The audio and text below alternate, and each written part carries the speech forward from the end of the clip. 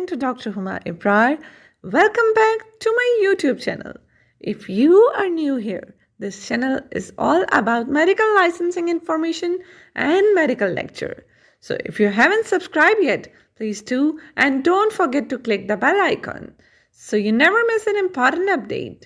If you are watching this video from my medical lectures playlist, you should have an idea that I upload lectures based on your request. So feel free to comment below with the topics you'd like me to cover. We already have detailed lectures on PNF, Proprioceptive Neuromuscular Facilitation, because I know many students and even professionals find this topic complex and confusing. To make it easier, I have created some helpful mnemonics to understand PNF better.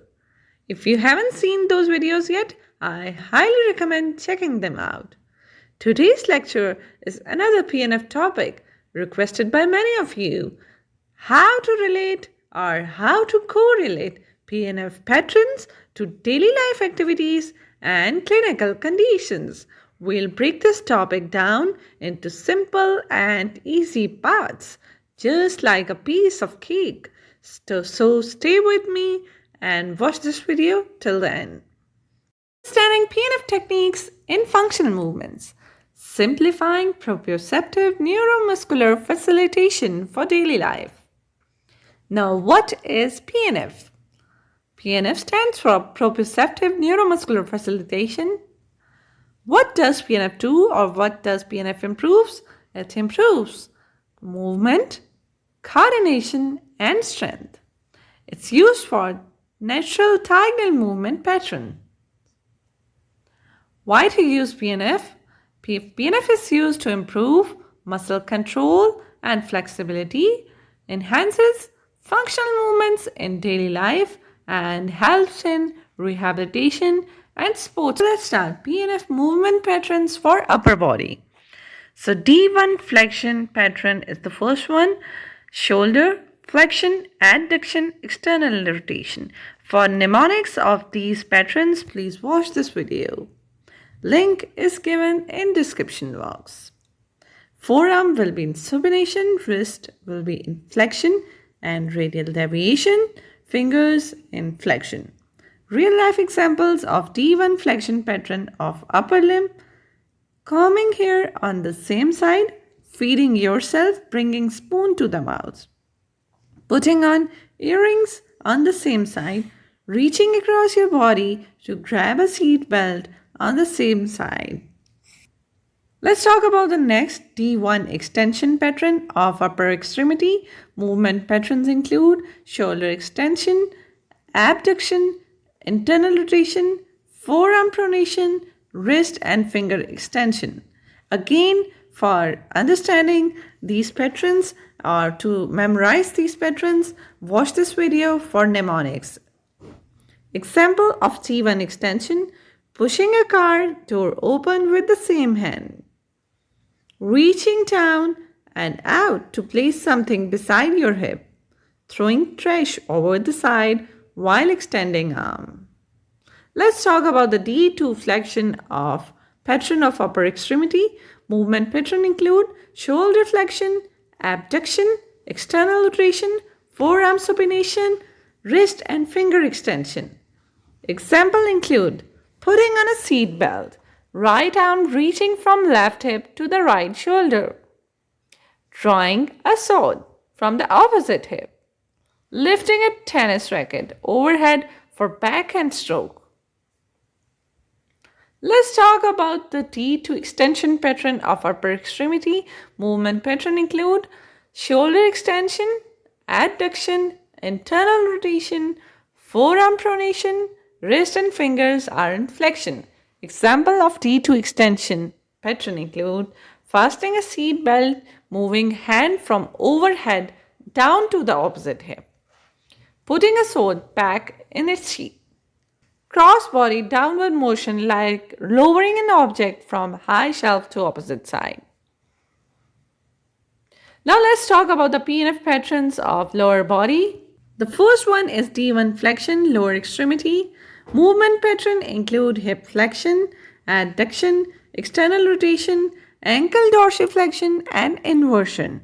Examples include crossing your leg to put on a socks or shoe, bringing your foot to the wrist on opposite knee like sitting cross legs, kicking a soccer ball diagonally across your body. Now let's talk about the D1 extension of lower extremity. Movement pattern include hip extension, adduction, internal rotation, ankle plantar flexion, and eversion. Examples include pushing off during walking or running, kicking backwards and to the side, standing up from a cross-legged position. The last one, D2 flexion of lower extremity include movement patterns, include hip flexion, abduction, internal rotation, and ankle dorsiflexion and eversion. Examples, stepping sideways onto a high step, lifting leg out to the side to put on pants, kicking a soccer ball out to the side. Let's talk about the last one, T2 extension of the lower extremity. Movement pattern, hip extension, adduction, external rotation, ankle plantar flexion, and inversion. Examples include crossing your leg behind the other like a curtsy, returning the foot to the ground after lifting it to the side, and the last one is planting your foot inward. Talk about the PNF techniques and their benefits. Rhythmic initiation. Again, for rhythmic initiation and rhythmic stabilization, watch this video to understand. Rhythmic initiation helps start movement. Example, rolling in bed. Dynamic reversals improve coordination. Example, walking. Stabilizing reversals enhances balance. Standing still. Rhythmic stabilization strengthens core. Standing on one leg. Repeated contractions strengthen weak muscles. Example, stair climbing. Hold, relax, and contract, relax.